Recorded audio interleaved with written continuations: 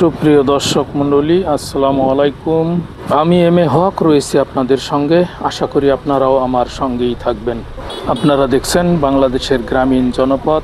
সুবহানাল্লাহ, কত সুন্দর সবুজ প্রকৃতি, গ্রামীণ রাস্তা। গ্রামের বধূরা অটো ভ্যানে করে আত্মীয়র বাড়ি যাইতেছেন। রাস্তার সাইডে কৃষকের বাড়িঘর, সামনে একটি আমরা প্রাইমারি স্কুল দেখছি।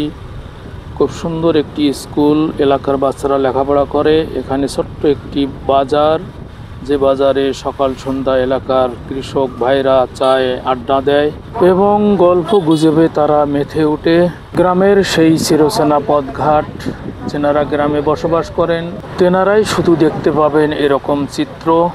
আর যে সকল বন্ধু গ্রাম ছেড়ে শহরে বসবাস করেন তেনারা হয়তো এরকম প্রকৃতি তাদের দৃষ্টিগোচর হবে না।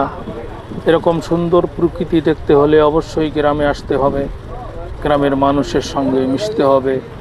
এখানে রাস্তার কাজ চলতেছে, রাস্তায় খোয়া বিছানো হয়েছে। সবাইকে ধন্যবাদ জানিয়ে শেষ করছি।